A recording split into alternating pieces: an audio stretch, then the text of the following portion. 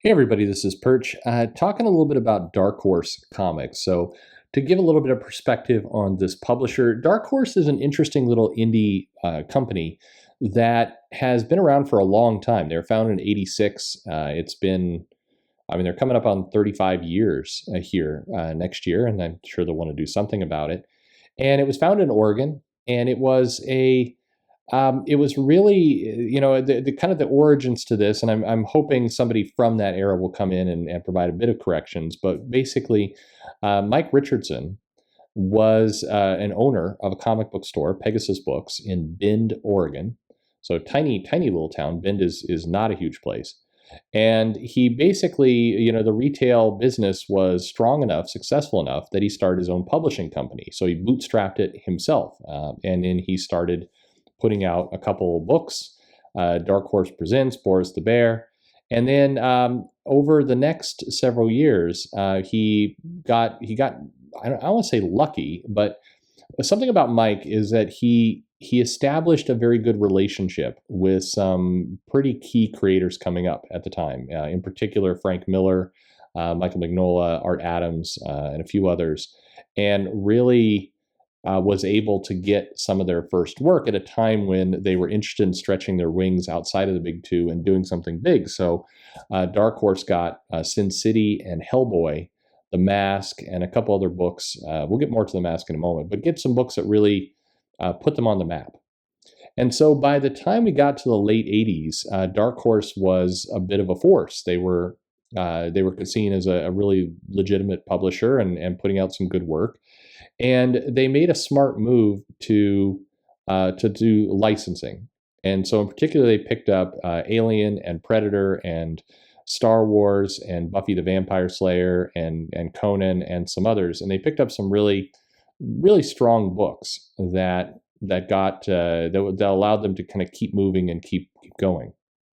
And so the company grew, and it got to be stronger and stronger. I think it always flirted with being the number three publisher. Well, not always, but it had these moments certainly through the late '80s. I probably was the third publisher. I'm not sure now. But in the '90s, Image, of course, came in and took the spotlight. But Dark Horse continued to have, I'm sure some people would disagree, a relatively stable business. It just continued to put one foot in front of the other.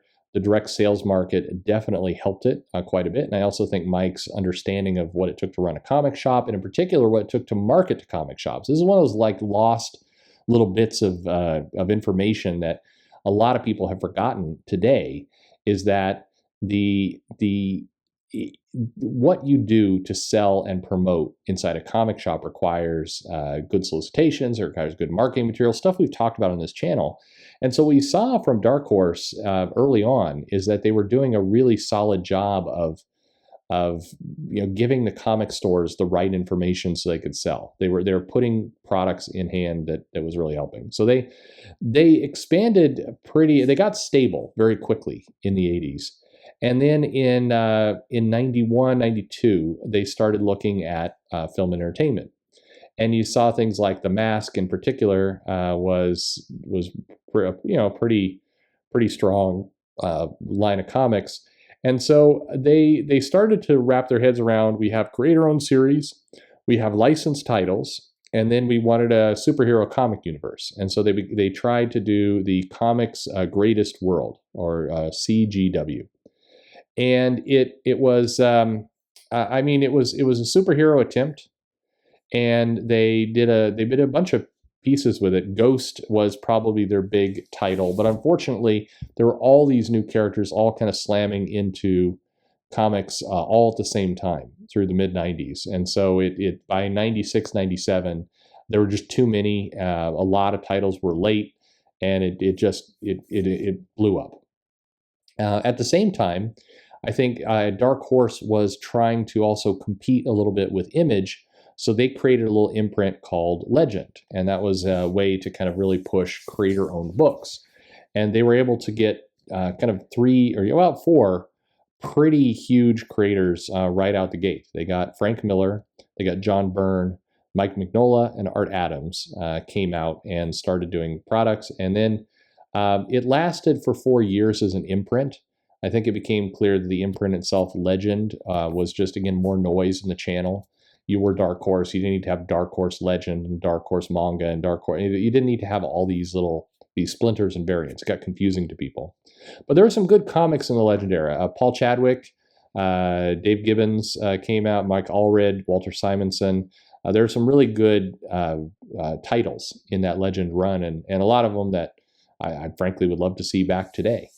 But the other thing they did kind of during the same time frame, this is both a positive and a negative. The positive was they were trying a lot of things, a lot of good books during this period.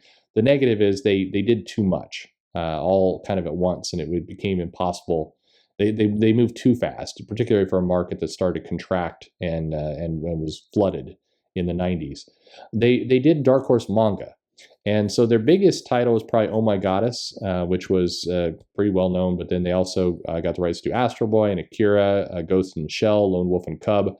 And for a lot of people, Dark Horse was their first kind of, insight into manga. It was their first taste of what could be delivered there. And so I think there's a lot of people who are fans of manga today who entered into it via Dark Horse in the 90s. But that also largely came to an end. They did try and kind of compete with Shonen Jump at one point with a magazine, as I recall. I do not remember the name of it, but they were trying, and in many cases they were doing a lot of the right things during the wrong moment, during the wrong era. They've continued to. They try and pioneer things at different times. They did have a digital strategy that was earlier than many of the rest. They had an iOS app back in 2011. I remember talking to them very closely about that work, as well as kind of digital comic stores. There was at least some desire to not fully submit to the comiXology side of the world, but again, they had a lot going. They've been a success. So it's interesting. Now where they sit today.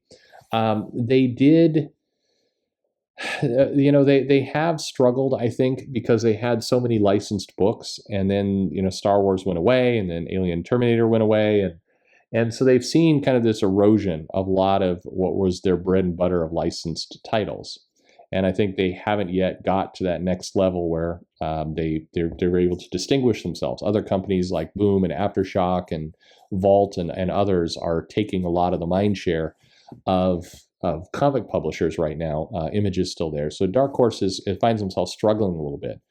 But if you look at the history of what they produced, there is an incredible amount of titles there, and really kind of matter. I mean, from 30 Days of Night, one of my all-time favorite titles, 300, Sin City, of course, Hellboy. You have Mystery Men that came out of there, Barbed Wire, Tank Girl. I mean, you can go down on, and you'll just and the Umbrella Academy, which is of course one of the things that they're doing really, really well with right now.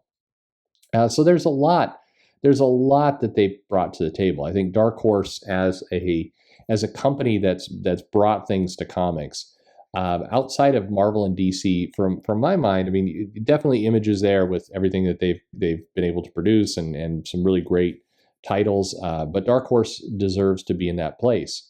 In many cases, they were doing a lot of these things faster and quicker than the big two by a mile, and then they've tried. I think their engagement with comics shops was always very positive in a lot of cases. I think that's suffered a bit in recent years. I think they've gone a little far astray in some cases, and in many cases they start these things up. But it's they don't finish them out. So Dark Horse has taken some hits, I think, for titles ending abruptly or just things seeming to kind of wander off and not live up to everything that they've done.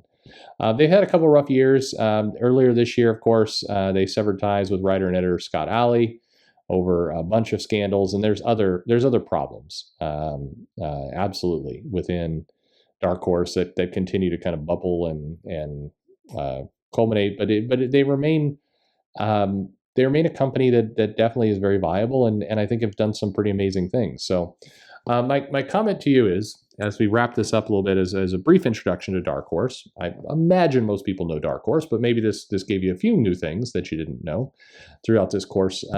What do you like of Dark Horse? What do you remember? What titles really kind of stick out in your mind as the ones that you really loved or interested in?